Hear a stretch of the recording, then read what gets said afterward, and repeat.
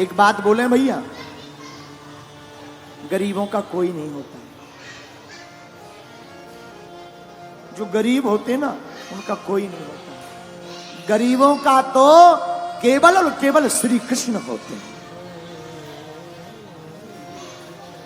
गरीबों के तो केवल परमात्मा। मंच पर चढ़ने भी उन्हीं को मिलता है जो अमीर होते हैं। आरती में नाम भी उन्हीं का बोला जाता है जो तो या तो नेता हो या फिर अमीर हो। सच बता रहे, हाँ, गरीबों का कोई नहीं होता। और दोस्ती भी अमीरों की ही अमीरों से होती है।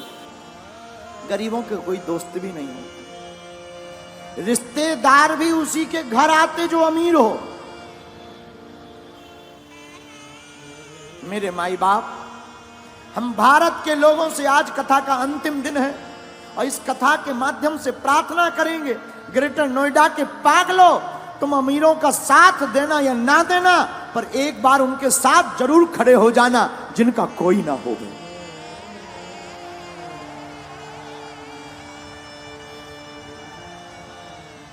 जब गरीबों की बेटी की शादी होती है ना तो बाप जानता है भूख क्या होती है। त्योहार आते हैं, अमीरों के घर पर तो तरह तरह के पकवान बनते हैं। गरीबों के घर पर कभी जाकर देखना, जो बेचारे पूरी बनाने के लिए भी तरसते हैं। गरीबी बहुत बुरी बात है। भगवान गरीब किसी को ना बनाए। दूसरी बात बोले, इस संसार में लोग कर्जा भी उसी को देते हैं जो अमीर होता है। गरीबों को कर्ज भी नहीं मिलता। क्यों? क्योंकि ये चुकाएगा कहां से। लेकिन सच बात यह है, भारत के लोगों, तुमने जरूर बुरे दिन देखे हो, बुरे दिन देख रहे हो। तुम्हारा कोई ना हो, सब तुम्हारी अवहेलना कर रहे हो, तुम्हें हर जगह से दुत्कारा जा रहा हो, कोई तुम्हारा साथ ना दे रहा हो, तब भी तुम घबराना मत। एक काम करना, तुम अपने परमात्मा पर भरोसा मत छोड़ना। वो परमात्मा एक दिन तुम्हारे चेहरे पर मुस्कुराहट लाएगा।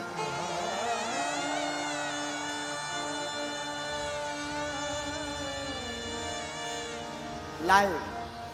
हमने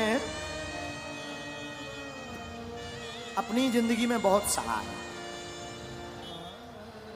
बहुत सहा। अपने जीवन काल में हम जहां रहते हैं, छतरपुर जिले में हमारा गांव है गड़ा गांव। गड़ा गांव छोटा सा गांव है, अब तो ठीक है, छोटा सा गांव। पिताजी तो हमारे कुछ करते नहीं थे। हमारे जीवन का एक बाकिया है जो हमें बार बार याद आता है। हमको रही होगी हमारी अवस्था 8-9 साल की। हमने अपनी माताजी से कहा, माताजी स्थिति तो बड़ी बेकार है। भिक्षा मांग करके हम गांव में जाते थे, भिक्षा मांग कर लाते थे, उसी से भोजन बनता था। कई बार तो चावल की रोटी खाकर दिन गुजारे। हम अपनी सत्य घटना बता रहे। एक कपड़ा पहन करके हमने सवा महीना निकाला।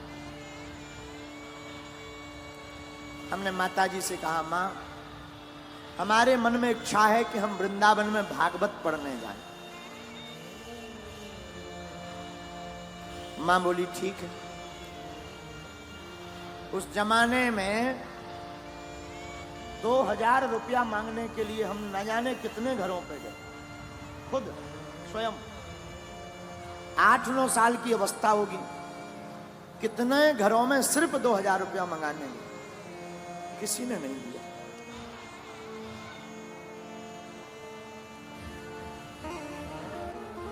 आज भी वो दिन याद आ जाते हैं। बन जाते हैं लाखों रिश्ते, जब पैसा पास होता है टूट जाता वो रिश्ता गरीबी में जो सबसे खास होता है।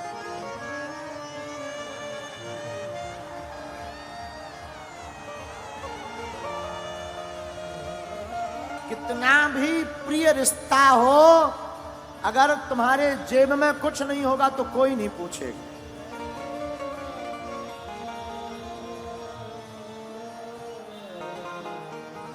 लोग तभी पूछते हैं जब तुम्हारे पास कुछ हो गए। हम भारत के लोगों से प्रार्थना करेंगे,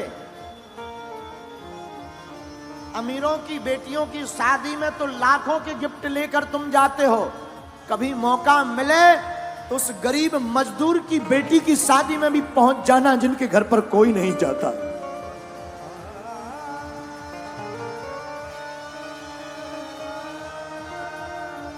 हमने अपने जीवन की भूख से शिक्षा ली, इसलिए बागेश्वर धाम पर 4 साल से निःशुल्क अन्नपूर्णा भंडारा चलाया। लोग हमारे पास आए, बोले भीड़ बहुत आती है, दान बहुत आता है। हमने कहा इस दान का प्रयोग हम अपनी जिंदगी में नहीं करेंगे। इस दान से जो हमने अपनी बहन के लिए विवाह में दिक्कतें सही हैं, भारत का कोई भाई वो दिक्कत ना सहे, हर साल अब हम गरीब बेटियों का विवाह करवाएंगे।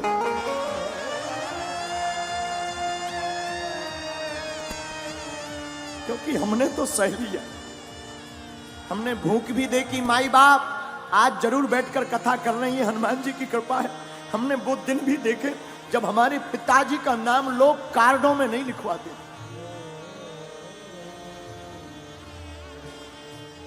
कार्ड में इसलिए नहीं लिखवाते थे कि आएंगे तो फटे कपड़े पहन करके आएंगे।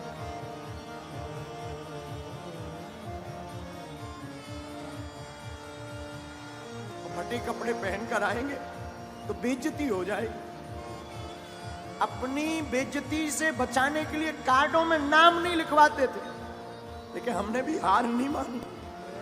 हमारी मां कहती थी बेटा भगवान के घर देर है अंधेर नहीं, तुम बागेश्वर हनुमान जी को पकड़े रहो, एक दिन आएगा।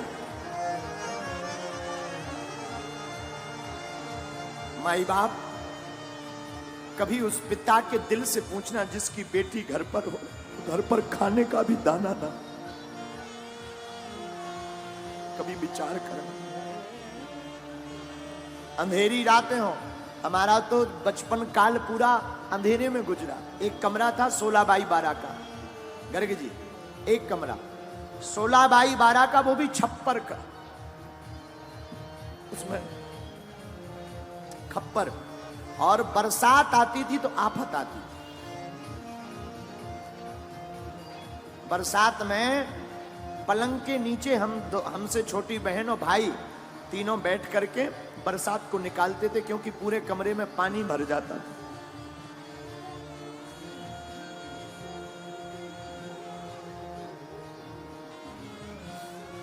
माई बाप भगवान गरीबी किसी को ना दे, गरीबी बहुत बुरी है। इससे बड़ा अभिशाप कुछ नहीं है।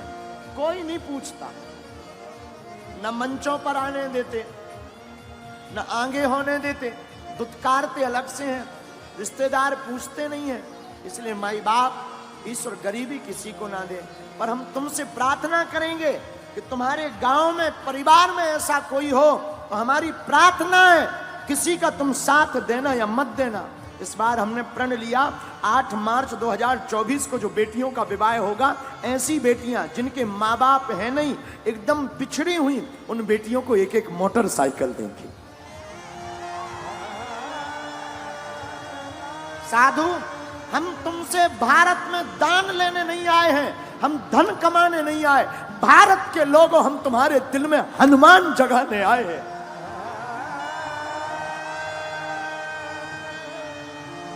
हमारा सिद्धांत सिर्फ हनुमान का है। हमारा सिद्धांत सिर्फ इतना है कि सनातन धर्म धर्म धंधा नहीं है। सनातन धर्म पूरी दुनिया का सबसे बड़ा धर्म और करुणा का धर्म है। इसलिए मेरे माई बाप, मेरे भारत के लोगों, ग्रेटर नोएडा के लोगों, तुम्हारा कोई साथ दे या ना दे, पर तुम कभी मत पीछे मुड़कर देखना, ना कभी रोना। मौका लगे तो मेरे बागेश्वर धाम पर आ जाना, मेरा दर खुला है, वो खुला ही रहेगा।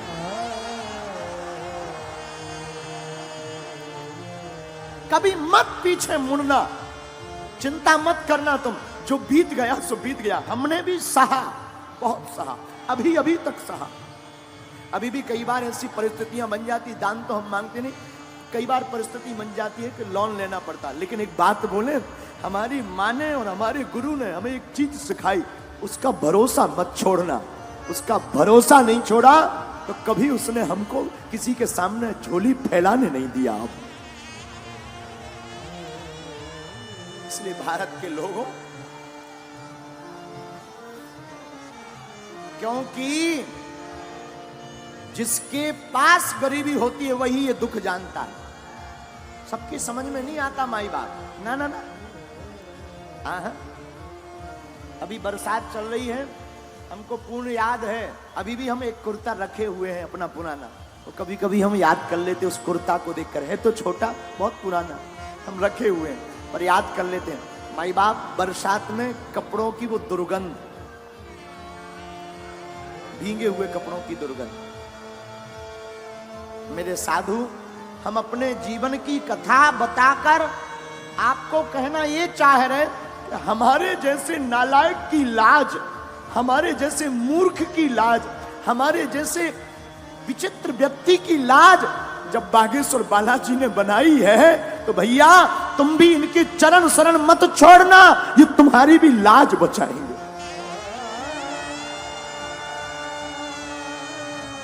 हम ना तो पढ़े लिखे हैं, ये जो आप टीवी पर देख रहे हैं ना, ये हमारा पुराना घर है। यही वो घर है जिसमें हमने अपनी जिंदगी की शुरुआत की, जिसमें हमने अपने जिंदगी को जिया। ये घर ना आज भी कई बातों को सजो करके रखे हुए।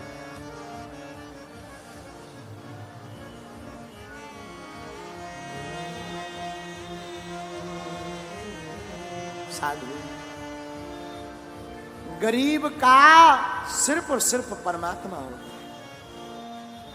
केवल राम जी हो, कोई नहीं पूछता।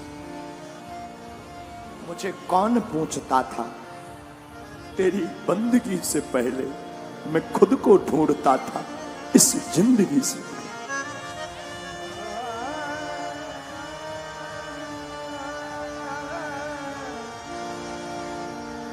इस भारत में गरीब सिर्फ ताली बजाने के काम आता है, नेताओं की रैलियों में भीड़ बढ़ाने के काम आता है, या मंच के सबसे लास्ट में ताली बजाने। हमारा तो बस नहीं चलता, हमारी तो मजबूरी है।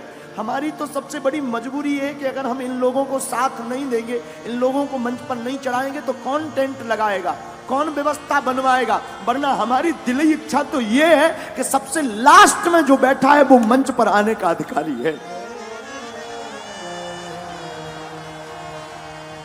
लेकिन करें क्या, हमारी मजबूरी है, हमारे हाथ बंधे हैं, इतनी व्यवस्था है नहीं, इतना धन है नहीं। लेकिन फिर भी जब कभी हमारे पास व्यवस्था हो जाती ना, तब हमने एक प्रण लिया, हम जंगल में जाकर आदिवासियों वनवासियों के बीच में जाकर अपनी तरफ से, धाम की तरफ से खर्च करके टेंट लगाकर उनको यजमान बनाकर कथा करवाते हैं। फिर वो मंच पर आते हैं, वो मंच पर आरती करते हैं और बड़े बड़े नेता नीचे बैठकर उनके लिए ताली बजाते हैं। तो हमें बड़ा मजा आता है। क्यों? बुरा मत मानना, हम किसी की बुराई नहीं कर रहे, हम आपको आईना दिखा रहे हैं जो गुरु का दायित्व है, जो साधु का दायित्व है, हम वो तुम्हें सिर्फ बता रहे। क्षमा करना, तुम इतने बड़े मत बनना कि कोई तुम्हें पा ना सके, इतना बड़ा बनना कि कोई गरीब तुम्हारे बगल में खड़ा हो जाए तो वो भी बड़ा हो जाए। और हम तो अपने बालाजी से यही प्रार्थना करते, जो हमने भोगा है, जो हमने दुख पाया है, बालाजी करे कोई ना पाए, कोई ना पाए। और जितने लोग आज यहां बैठे हैं, हनुमान जी करें कि जाओ तुम्हारी झोली ऐसी ही भरती रहे,